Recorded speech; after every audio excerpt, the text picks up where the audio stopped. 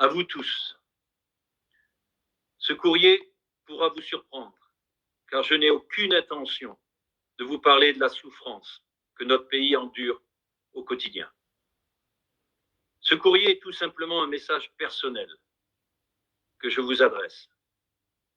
Je sais que je serai attaqué, critiqué, car un président d'un parti politique n'ouvre pas son cœur. Mais le président d'un mouvement humanitaire, oui.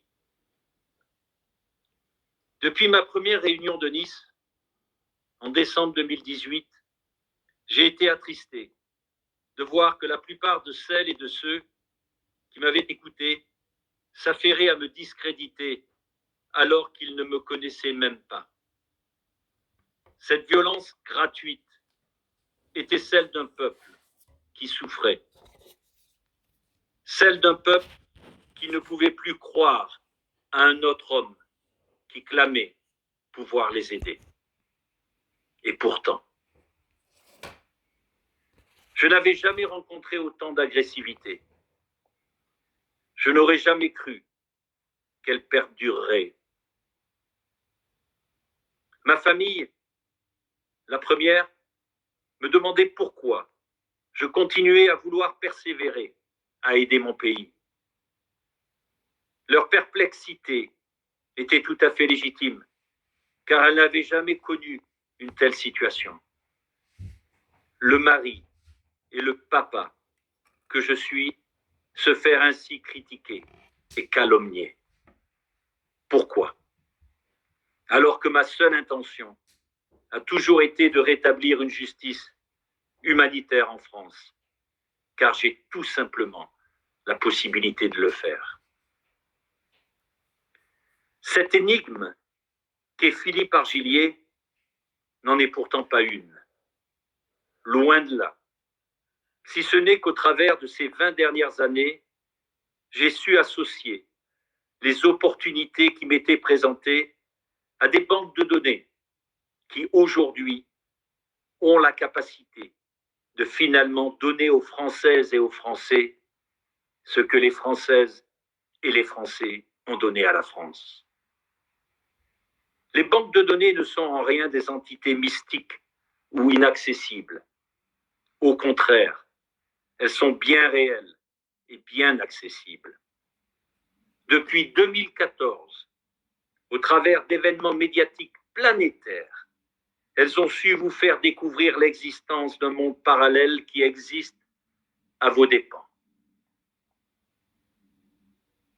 Le gouvernement de notre pays repose sur un système déchu, une politique qui n'est plus d'actualité, un vieux monde. Cette vérité ne s'applique pas uniquement au gouvernement Macron, mais à tous ceux qui l'ont précédé aussi.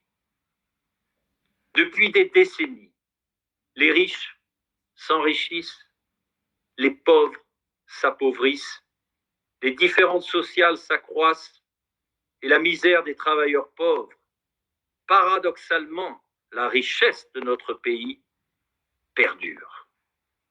Quel bilan! Bravo à nos politiques. Bravo aux belles promesses qui se répètent tous les 5 ans. On ne peut pas diriger un pays quand on n'a aucune connaissance du fonctionnement de ce dernier. Aujourd'hui, la politique d'un pays ne se limite plus à l'intérieur de nos frontières, mais bien à l'extérieur de nos frontières. Je m'explique. Toutes nos politiques se focalisent à trouver les solutions aux problématiques de notre pays en se concentrant uniquement aux problèmes et non aux solutions. Tous nos politiques ne sont pas tous corrompus, mais tous, et ceux sans exception, n'ont aucune capacité à relever notre pays de la crise qu'elle endure, car aucun d'entre eux ont la connaissance approfondie du système qui dirige le système. Seul le système qui dirige le système a les capacités de répondre aux attentes des Françaises et des Français.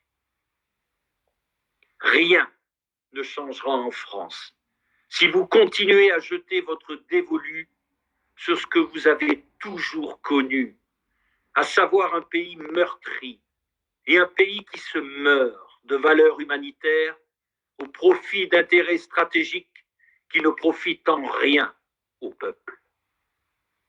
Prenez garde et restez vigilants.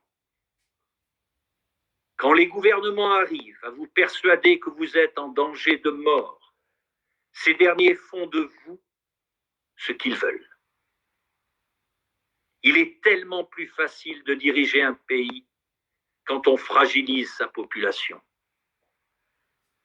Quand on fragilise sa population, on la tient dans la paume d'une main.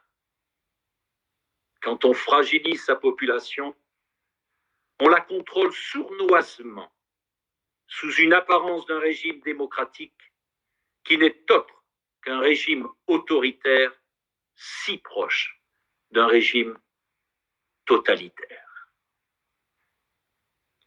Le Rassemblement des droits de l'homme a les éléments pour changer le système en place. Ceci n'est pas une promesse politique, mais bien une réalité.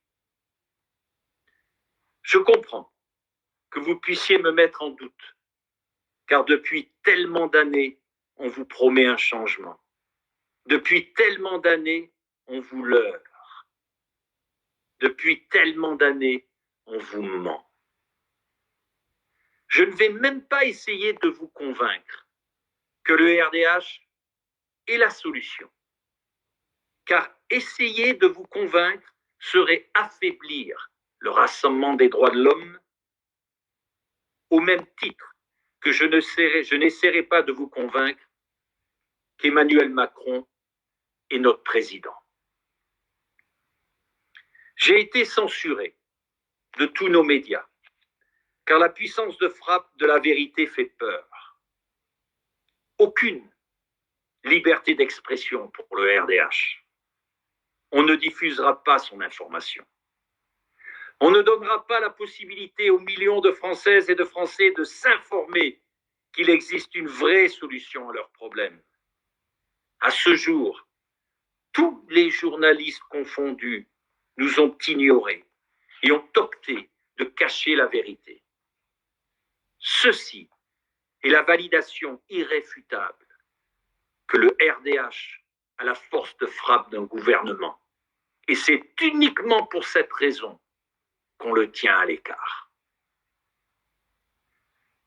En 2022, vous allez de nouveau vous retrouver devant les mêmes bulletins de vote, devant les mêmes noms, devant les mêmes promesses, devant les mêmes syndicats, devant les mêmes fins de mois, à ne plus savoir comment faire pour y arriver, devant les mêmes réfrigérateurs, trop rapidement vides, devant les mêmes factures à payer sans pouvoir les payer, devant le même chauffage qui coûte trop cher à maintenir malgré le froid qui saisit, devant les mêmes abus qui cette fois-ci ne pourront plus être filmés pour défendre votre liberté de citoyen, devant ces mêmes discours d'un président qui ne pourra rien faire de mieux que de parler pour ne rien dire, devant ces mêmes ministres soumis à leurs dirigeants, devant ces mêmes lois qui vous enfoncent encore un peu plus tous les jours, devant cette même dépendance au système, devant cette même frustration de ne rien pouvoir faire pour changer cette injustice, devant ce même sentiment d'oppression que vous ne comptez pour rien, devant cette même réalité que vos voix ne soient jamais entendues, pour vous retrouver en 2027 et en 2032 et devant les mêmes bulletins de vote, devant les mêmes. En 2022, vous pouvez aussi dire non aux mêmes et dire oui au changement. Vous décidez. Je ne me présenterai jamais comme candidat aux élections présidentielles. Ce n'est pas à moi de décider pour vous, c'est à vous de décider pour moi. Si c'est vous qui me le demandez, à vos côtés, de prendre le pays en main, je répondrai à votre appel. L'avenir de notre pays se construira ensemble. C'est uniquement ensemble qu'une 6e République naîtra. La 5e République du général de Gaulle n'est plus d'actualité. Il est temps qu'elle rejoigne ses consoeurs dans nos archives. On ne construit pas un pays sur une idée du passé. On construit un pays sur une réalité du présent. N'oubliez jamais que c'est vous, et vous uniquement, qui décidez. N'oubliez jamais que sans vous, aucun système économique, social et politique existe. Vous êtes la fondation de la France. Et à ce titre, la France, c'est vous. Vivre la France.